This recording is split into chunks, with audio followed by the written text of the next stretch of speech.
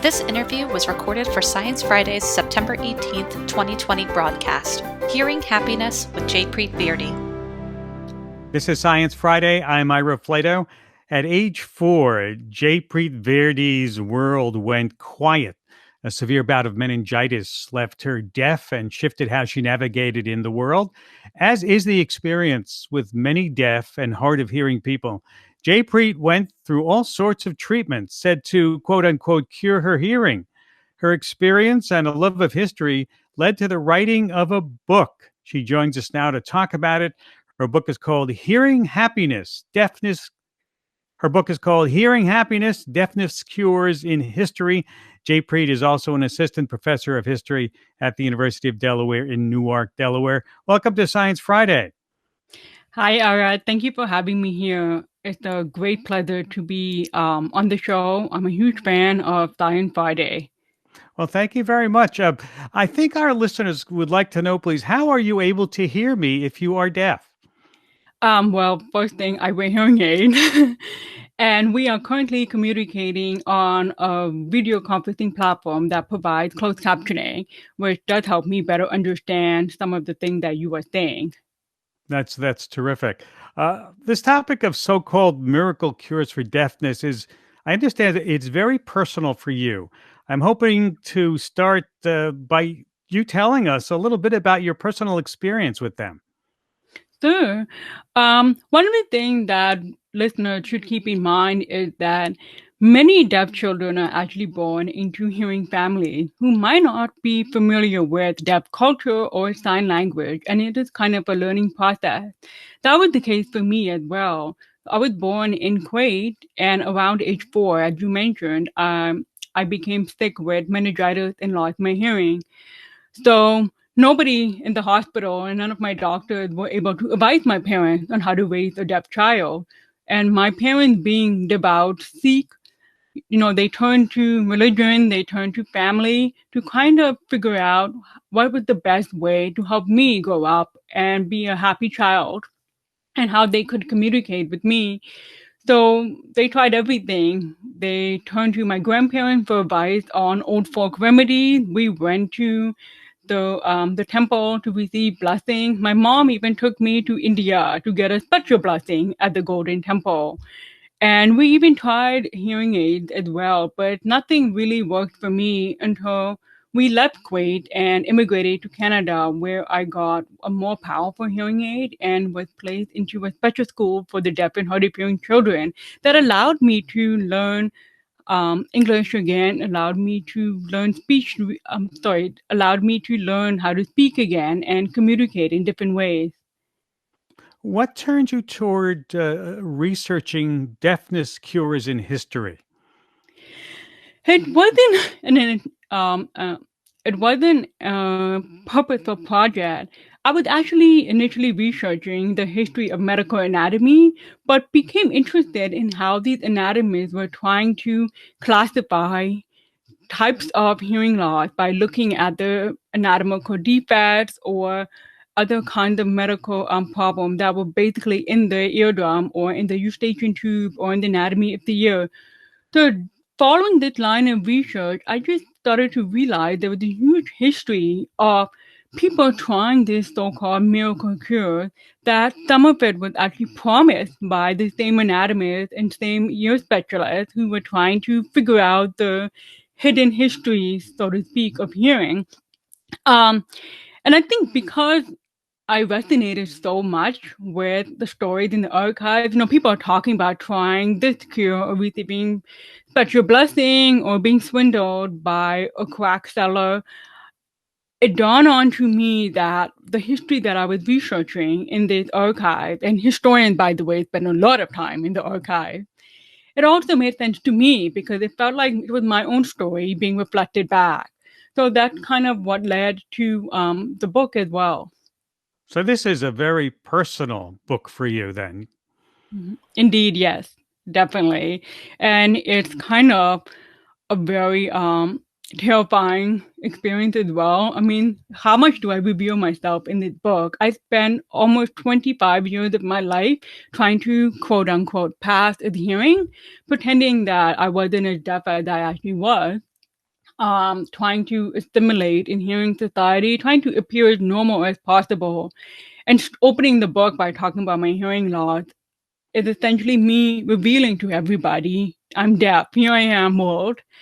I mean, I kind of talk about hearing happiness as my coming out story as a deaf woman and coming to terms with the kind of barriers that are in place for me to address, but also acknowledge the deep history as well. Why do so many deaf people try to pass as hearing? Why do society expect that from us? And why do we get so excited when we see, this whole hearing for the first time videos or other stories of deaf people succeeding? Like, why do that turn us on when we don't really acknowledge your kind of struggles and unsurmountable barriers that are also in place in society, as well as the huge stigma against deafness? And that's true because I used to research the history of the telephone as evidenced by Alexander Graham Bell, whose whole Mm-hmm. family tried to teach deaf people sign language Mm-hmm. because, as you say, it was very controversial. Deaf Mm-hmm. people have to learn how to speak, and it was not accepted that they have their own culture. Yes, indeed. I mean, there seems to be this misconception about deaf history that on one side there is the sign language and the deaf with the capital D culture, and the other side there were those who called themselves as hard of hearing and people who wear hearing aids and use speech to communicate. But what deaf history actually is an audiological spectrum. There are various types of experiences, technology, communication, etc. But speech is always used as its marker of normalcy. It's the expectation that if a deaf person can manage speech, then they can pass with hearing. No one's going to really notice them. I mean, I can't tell you how many times people have said to me, "You speak really well for a deaf person." And I have to explain to them, well, that's like 10 years of speech therapy. That's like me trying to make sense of auditory cues around me. But that's also my kind of internalized stigma and with what society expected of me to succeed as a deaf person. Where I think if I had also had sign language when I was young, it could have made things a lot easier for me. But one of the things that come across my book is the emphasis on speech is also part of a broader history of normality in which deaf people had to move away from the stigma of deaf dumbness, which is usually we still kind of do that as an insult when we say, "What are you deaf?" Kind of putting forward this idea that that's a less than type of human behavior. I can understand, as you say, the pressure on people and to not be quote unquote deaf, but to be Mm-hmm. quote unquote normal. I can understand then, as the topic of your book, where all these cures come from, or even the phony ones, because people want to be that way, don't they? From society's pressure. Mm-hmm. Yeah, exactly. I mean, it's this idea, what do we expect our citizens, what do we expect any citizen in society to do to uphold standards of normality? Like, what does a normal citizen look like? In many cases, is someone who is able-bodied, godly in many cases, self-sufficient, and hearing. Like, hearing is this marker of normality because we believe that anything that deviates from that is abnormal. So if you put this pressure on deaf people that they have to achieve to this higher standard of normality, that includes being hearing, even if all you're doing is pretending to be hearing.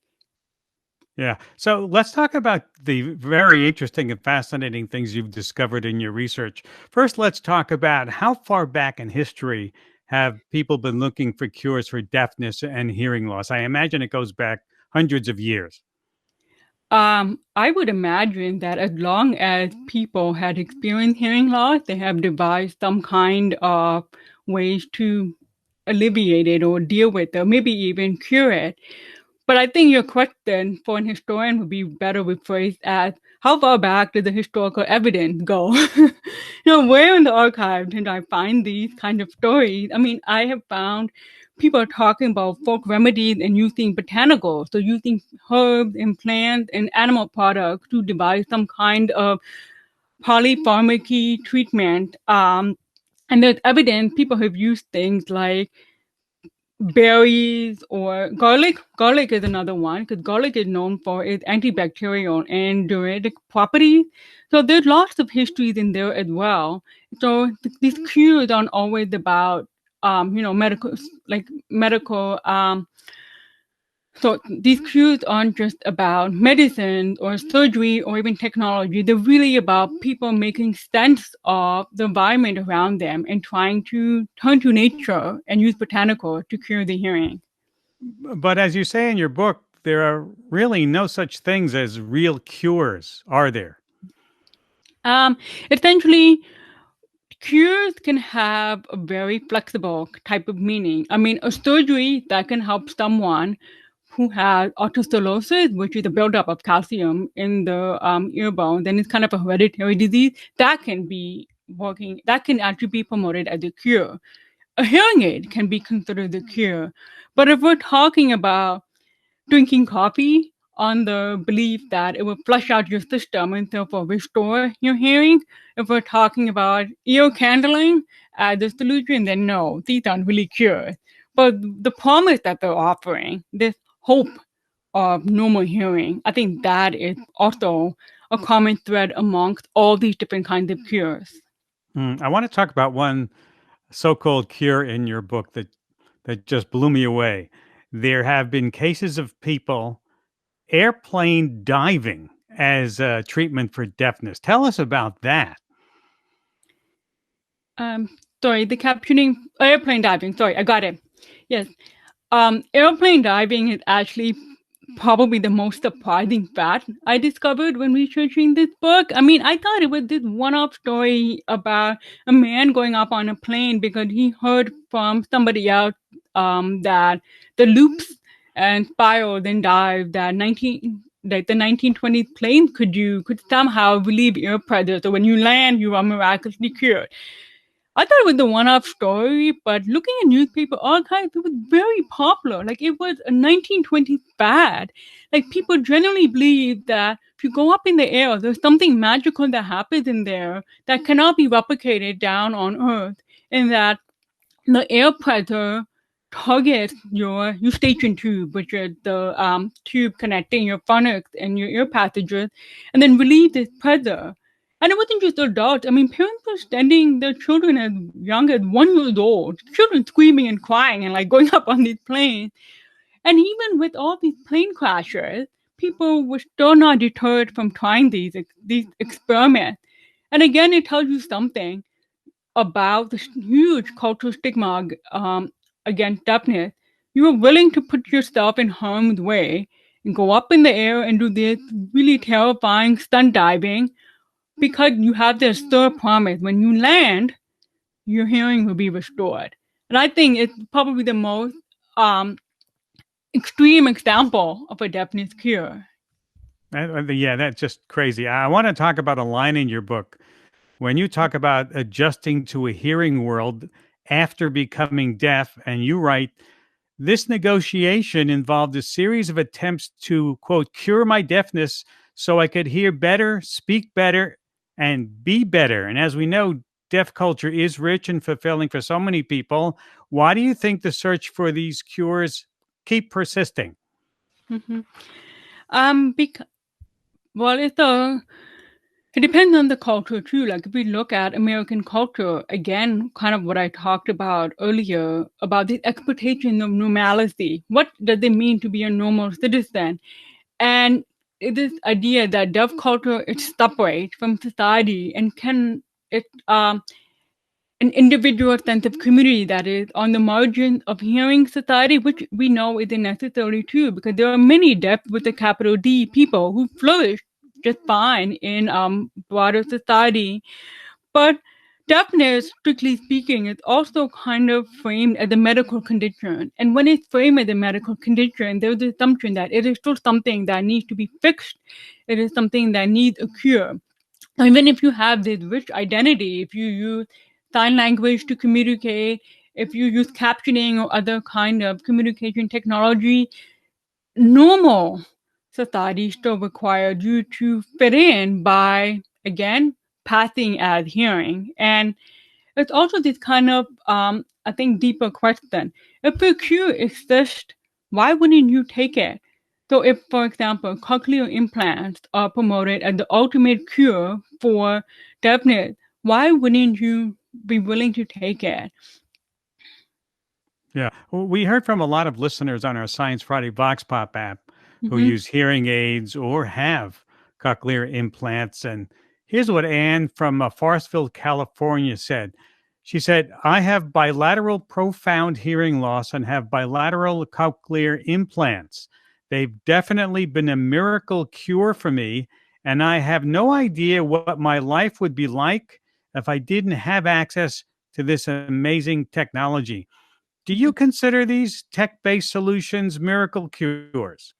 Uh, Definitely. I mean, again, deafness is an auditory spectrum. The way people negotiate with these kinds of cures and treatments, how they, in other words, position their bodies and their ability to make sense of their community is up to them. Like the kind of what I refer to as negotiation between the self and the environment in the book, that is a really personal experience. So for some people, cochlear implants give them this most amazing tool to pick up on auditory cues, to learn how to how to speak and learn how to hear on the telephone and things like that. So for your caller, it is definitely a miracle cure because it gives them something to succeed in society they may not have otherwise had before. And for me, hearing aids do that. Closed captioning do that. Sign language, not so much because I'm not that fluent in sign language, and there aren't many people around me who also rely on sign language. But it is really a kind of personal process where deaf people try to find the best tools for themselves to navigate in the hearing world. Do you think that society is going to change, or has it changed a lot in terms of how it understands and accepts deafness? I really wish I can take an optimistic stance and say yes, but one thing I have seen in my research is that the same kind of promotion for deafness cures that we see now, things like not your digital hearing aids or auditory brain implants, but also like genetic engineering, like the whole CRISPR technology, all of them propagate the same rhetoric that deafness is a problem and needs to be fixed. That I have seen in the 18th and 19th centuries, and even the early 20th century. It's this notion that if you are deaf, you have to fix yourself. You have to restore to one of the many types of cures, whether they're surgery or technology or other kind of folk remedies, and then restore yourself back to normal. So that is a huge problem. But I also see another problem in society in which we don't acknowledge the fact that there are social barriers in place that prevent deaf people from advocating for themselves and even being are able to fully participate in society. I mean, closed captioning is one thing. And I know on my Twitter, I talk about this a lot. But with this whole lockdown and post in the middle of the pandemic, basically, we are living in a society where we are relying so much on communicating through videos and audio and things like that. And yet, I see many instances in which huge platforms either post recordings of audio without transcripts or post videos without captioning with the assumption that, well, there aren't that many people who are going to benefit from it. And that's exactly the problem. That's not the point. The point is to make things accessible for everybody. And as I talk about a lot, it's really not that hard to come up with transcripts or provide accessible platforms or put captioning on your video. And there are many different apps that allow people to do that.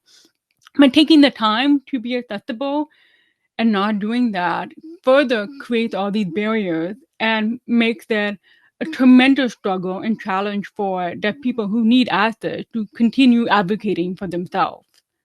Well, I hope we've done some advocating uh, on this program today. I'd like to thank you very much. It's an excellent book. Jaipreet Virdi, author of the new book, Hearing Happiness, Deafness Cures in History. She's also an assistant professor of history at the University of Delaware in Newark, Delaware. Thank you for writing the book, and thank you for taking time to be with us today. Yeah, thank you. Thank you for having me.